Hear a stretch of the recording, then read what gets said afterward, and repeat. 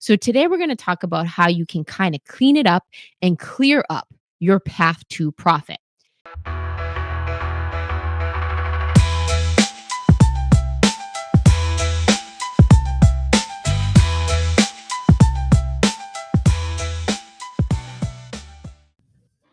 Welcome to the Moms Making Dough podcast. I'm your host, Kendra Hewitt, and today's episode is going to be about overcoming shiny object syndrome to not only save your sanity, but to create sales in your business. So, this episode is coming off again from feedback from clients, working with different clients these last couple weeks. And this has been a reoccurring pattern. So I love to review all of the clients I've worked with the last couple weeks and just see some reoccurring themes. And I thought this one would be a really good one to talk about because we are all guilty of shiny object syndrome. I find if you are an entrepreneur of any kind, it is you have a high level of distractibility, but also a high level of hyper focus when it comes to growing, expanding your business. So I find that shiny object syndrome comes in when we're looking at opportunities for our business to create more profit, is usually the intention behind it.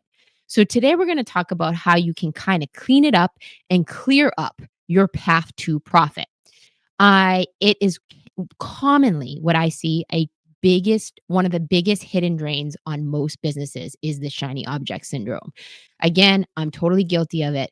It's where every new tool, course, coaching program, or even idea feels like that thing that will finally move the needle forward on your business. However, we get excited. There's a lot of stimulation, a lot of good dopamine hits for those of us with ADHD like myself until you stall out and it gets either boring, mundane, takes too long, and it just doesn't appear to be working. And I like to think about shiny object syndrome. I have this visual when I think about it of the idea of like how many of you, and this might date myself, but like have bought a piece of exercise equipment that ends up being a actual like hanger and collecting dust in like a the odd room in your house, right? It's like I always visualize a little bit of like a treadmill, right? Where it's like, hey, I'm going to buy this treadmill. I'm going to run every day. And then instead of that, you turn around and not only does it have dust on it, but like I said, it's become an extension of your closet. And like I said, the intention was good. Hey, I'm going to run every day. But this shiny object syndrome, it causes you usually to make sometimes an impulse purchase more often than not. And then on top of it, like I said, it hits its peak. You might have used it right away when you got it, and then it starts to lose its luster. So I want you to start to think about things that in your business, and we can all, I find when I ask this question, this one client I just recently worked with, I thought about this so much because like we got into this and she kind of tiptoed around it and we did this exercise, which I'm going to talk about today, about doing inventory. And I'm thinking about two different clients, two different scenarios. One is a salon, med spa type business. And she was talking about all these different types of equipment that she had bought and about how she doesn't really, some of them are so old that they are collecting dust like that treadmill, and she just doesn't know how to bring them back to life and work them into her packages, which is what we started talking about. And then we started to do what I call the, shiny object inventory and looking at how constant purchasing without integration. And here's what I find with shiny object syndrome, specifically with business owners, is that a lot of times we are sold and we are buying the future and the opportunity that it exists, the potential it gives us. It's kind of like picking your mate by falling in love with their potential, which is never really a good thing to do. Same thing goes for your business, right? Is like buying some sort of machine or product or service that's going to give you this big shiny, boost in sales, but then it's collecting dust like like I said, that treadmill. So it's a way that you're really actually chasing a profit, but you are sold on the fact that you need this thing, this shiny object to be able to get you there. And with that said, a lot of this comes packaged with, hey, we'll teach you how to market it, we'll teach you how to sell it, we'll teach you how to implement it and in your office, or in your practice or in your salon. And what starts to happen is that you are buying more and more and accumulating more and more stuff, which again, we all have at times, myself included, without a clear plan on how you're going to integrate it and how you are going to use it that fits your personal business, not what, like I said, the person that's actually selling you the machine or the service or the experience, right? So, what I find with constant purchasing of this without integration is that it actually leads to not only burnout, but it leads to confusion, burnout for the business owner, confusion for the consumer, but also too, this is a great way to start to accumulate business debt that, like I said, the intention behind it is good, but what starts to happen is that that business debt starts to snowball. And you start to have all of these different, like I said, machines and products and offerings that are not only discombobulated, but they also have a price tag that's leading to an increase in overhead for you. So the first thing that you want to do is start to really take inventory. So that's going to be the first exercise if you want to start to overcome this shiny object syndrome. And I'm going to give you two scenarios. One is, like I said, was a med spa, and I had her start to write down all of the different things that she has purchased. We went back 5 years in this scenario because that she had been in business that long where she started to identify that this was the pattern. And we went back 5 years, and I had her write down every piece of equipment she has bought. And the next column was like, how did you pay for it? Did you finance it? Did you pay cash? And then the third column was like, what did this generate for revenue? And we went back the last year for the revenue generation, and then we also went back the last quarter for like how what was the sales from this specific machine.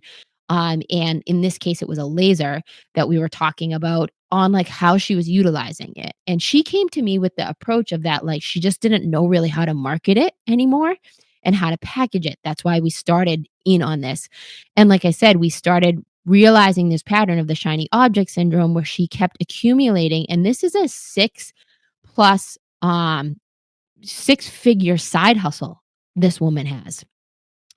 Which is very impressive. She has a very small team. And we started to realize that then when we looked at what it cost, a lot of her monthly overhead is payments on a lot of these things that she bought still even just 5 years ago, she's still paying for. And then what we found was that there was 3 of these items on her inventory sheet that actually weren't producing any revenue at all, even though she was still paying for them. So that allows and gives us some flexibility to start to ask some better questions. Better questions lead to better answers when it comes to building our business. So those types of questions were like, hey, should I get rid of this machine? Should I write off that debt? Should I instead, can I cash out of it? Can I call the company I bought it from and give it back to them? Maybe even at a loss in some scenarios, but a nice loss to take, $2,000 off her overhead for something that just is sitting there like that unused treadmill. And then on top of that, could she do things like, could she create some new packaging, which is, like I said, we were going to go into our next conversation.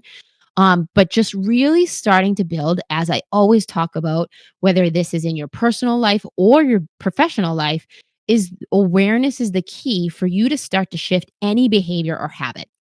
So that was number one, is that taking inventory of the current shiny object syndrome that you are at, looking at the facts of like, hey, I own these 5 machines. In another scenario with a client last week, we talked about how she had really, and I alluded this in the last episode too, excuse me, that she had starting kind of accumulating coaches and courses, we called it. And I made her do the same exercise just in a little format where she's very newer to her business. This is her first year in business. And she's doing very, very well. She's growing very rapidly. But what she started doing was starting to get a coach for PR and a coach for this and a coach for that and a coach for this and a program for this and learning all of these things to where she literally has gone into shutdown mode and is not utilizing all of these services, even though, again, she's paying for them on a most of them on a monthly basis. Some of them are in a paid in full basis. So I started to have her do the exercise of inventory, but in a little bit of different context than the woman with the med spa. So starting to look at the inventory of the hidden drains she was having of all these courses and coaches and starting to really look at, like I said, those columns of like, hey, here's the course, here's the coach.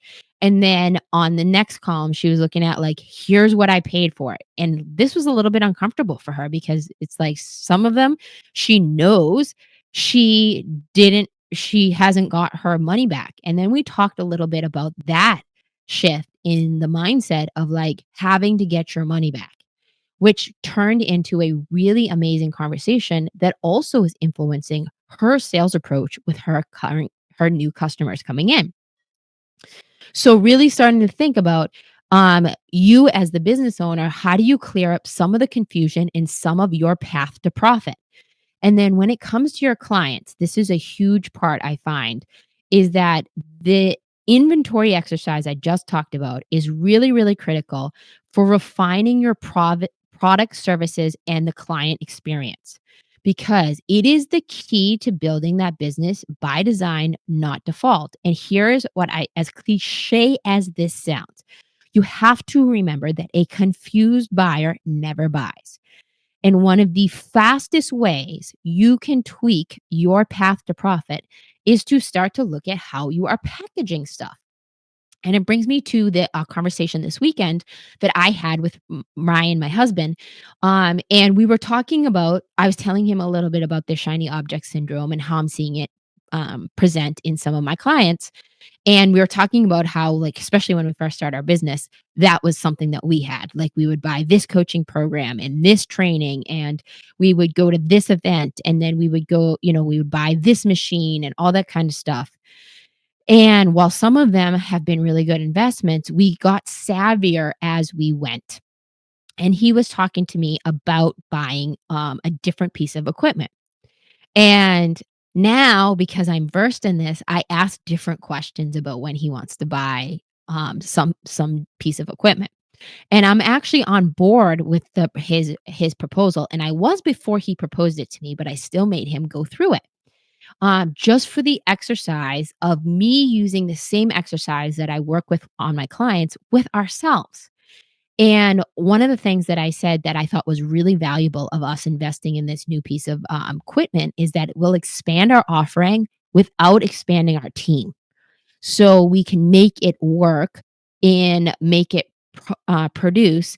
And then we found out that there are multiple people that they sell this type of machine, but they sell it differently. So, for example, one person sells this machine and it's straight up the machine.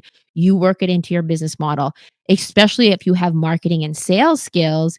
You can usually we could implement this really quickly. And then for a much higher price tag, we could get a little bit more upper level machine. But at the same time, they do your marketing and quote, send you the leads, but they take a huge percentage of your sales because of that process. So two different setups. So we're looking at both setups to weigh the pros and the cons. And what I mean by this, though, is the thing that was most exciting about this opportunity for us was this is that I know that we had several clients, and this is what really sold me on it when Ryan presented it to me. We have several clients that are going to someone else for this exact service and driving quite a distance because there's not anyone in our area that does offer this. And then the caveat is that I know, and I have the confidence, as does my husband, that we can integrate this as an offer and probably package it with another thing in our practice very easily to make a higher ticket priced product. in our office that we don't currently offer. But if I started marketing one service in one off instead of the packaging, I would start to confuse our consumers. So I would leverage the consumers we have now that would be good candidates for this machine. But at the same time, it will give me an opportunity to attract new ones in by packaging it with another service that might not be as strong as a standalone offer. So when we start refining and using our shiny object syndrome to start to bulk and package and position different product services or experiences we offer, this is the key, like I said, to leveraging things and actually putting those shiny objects to much better use in building of your business without confusing your client, which is key. So, the next thing I wanted to talk about is something about weighing this decision about like, do I buy or do I not buy this thing and avoid my shiny object syndrome?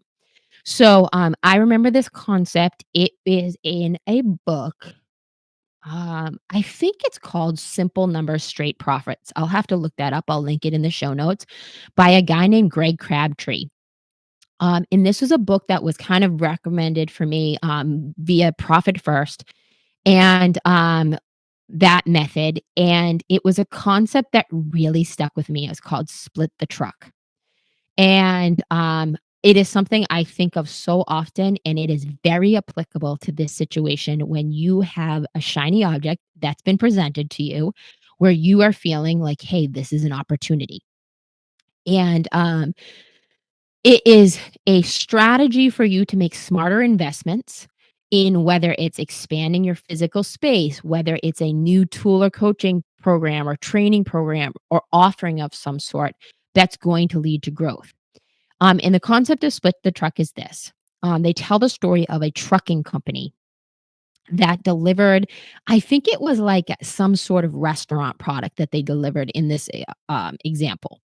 And, like restaurant sales, like wholesale sales for a restaurant. And he was talking about how that they decided that their geographic region that they were driving around in, it would be really great to have a second vehicle. And then they started doing some inventory of the different demographics that they went to. And they started to realize that actually that they did not need another truck and more expense. What they needed to do was split the truck, meaning that there was an AM shift and a PM shift, and there was two different drivers on the same truck so that they didn't need a new driver, they didn't need a new truck, and they didn't need more inventory for them to hold, which would have doubled their overhead. So instead, they decided the concept was split the truck, make it 50-50. 50% goes to this demographic by the AM, 50% goes to this demographic by the PM. And I just really think about this often because it is so easy. And I'm going to give you the best example I can have before I knew about this concept. And that is this. I remember when we first started our practice in 2010 and we did like a build out, we had about 1,400 square feet in our office. Then, fast forward to just 3 years later, we kind of outgrew that space. And instead of splitting the truck, meaning reworking our current space, we took over more space in down the hall and we doubled our space. We went from like 1,400 to like about 2,800 square feet. And but then we had to do a build out. And even though it was down the hall, we had to do a move. And I look back now and I'm like, holy shit, that was such a waste of time, energy, and money when I could have made our existing space work. And here was the even bigger kicker. That was the shiny object, was moving down the hall because there was a space available. It was double the size and I could rework the concept. Well, the bigger kicker was a year or two later, our original space, the 1,400 square foot, was still open and still built out originally by us, which obviously you pay for that build out. I ended up taking back the 1,400 square feet. And so we had both spaces. So now I went from bigger space to moved to a bigger space, also took over my existing space after the fact, and I basically doubled my rent and my space, but I didn't have a really good plan on how I was going to make the space we took back, the 1,400 square foot, more profitable to cover that amount of rent that it would be required to pay for that space. It also required me to take on more overhead in terms of staff because even though they were in the same hallway, they were two different spaces. So this was an opportunity where I had shiny object syndrome. And I kind of think that in my mind at that point, my mindset was kind of like Kevin Costner. Wow, I'm going to date myself right now of build it and they will come. What is that? Field of Dreams. That's the movie. And, I at that young part of our business, it was more like, "Let's move into this space and we'll grow into it." And that is basically split the truck, meaning I bought a new truck even though it wasn't a physical truck, it was an actual more space without a real strategic plan on how without looking at my current space and how I could have made some changes that would have saved me a lot of time, money, and energy. Short story long story short, I ended up moving across the street from our office. So we built out in 2010, moved in 2014, added in 2014, and then in 2015 or 2017, we moved completely both spaces into one cohesive space, which was 6,000 square feet. Right? So I was really excited because build it and they will come, we needed more growth. But then what ended up happening was that even though we had that space, I then started to look at like we managed both spaces. So we had a gym attached to our office. So we ran a training program, we ran a weight loss program, and we started really splitting our attention and losing track of our core offering, which was chiropractic at its core. And this is when our, like I said at the beginning, our business debt really started to accumulate because a lot of this stuff I've started taking, like on credit line and that sort of thing to build it out and make it the way that we wanted to. And I really look at this as such a huge learning lesson, but it's taking me almost 10 years to really be able to digest that because this is where I learned the split the truck. And I was like, holy shit, I should have stayed and made our space work. Now, our current space, which is the one we moved into, like I said, we were running the gym and all that kind of stuff. And as soon as I learned the split the truck concept, here's what started to happen. I said, you know what? I love having a gym next to us, but that doesn't mean we need to be the ones that run it. And we ended up finding a tenant who built that space out, did a unbelievable build out, ran that as his business, and he paid us rent instead of us paying huge overhead of not only the rent, but all the utilities and then all having a whole staff back there. And it really started to reduce our overhead in where we went from less time, energy, and money, and this was the concept of working in the split the truck concept. So I want you to really start to think about for yourself, where can you look at your current business right now and work in the split the truck model? Maybe you don't need a new truck. Maybe you don't need to move your office. Maybe you don't need a new piece of equipment. Maybe you need to sell a piece of equipment that you once invested in but no longer fits. Just like I had to get right with us running the gym where we had a staff and a programming and all of the equipment necessarily, and instead, we sold off of a lot of their equipment and gave it over to, like I said, someone else who paid us to be in that space, a very nice space, which it still runs today. And I'm so happy it was one of the best decisions we've ever made. But I learned the hard way of that. Like I said, before I understood the concept of split the truck, I just bought a new truck, which was moving into a much bigger space that I would have to manage all of the parts instead of the key core fundamental ones that I knew would really move the needle for our business. So, and then how do you clean up past purchases or like I'm saying, in my context, a move, how do you that no longer fit your current business model? As I said with mine, we started leasing out that space to someone that was their business. That was their core offering was gym, personal training, group training, and that has been a match made in heaven and such a huge relief for me. Also, what is amazing about this is that a lot of our we have a great relationship with the mother-daughter team that runs our gym now, and what's been amazing is that she also they refer to us and we confidently refer patients to them that are looking for a one-on-one and or small group training atmosphere. And it's been a really, really unbelievable referral relationship. We just last weekend we hosted an event with them, and that was where, like I said, I came to terms with that us running the gym ourselves, having a team, doing program, offering training no longer fit our current model.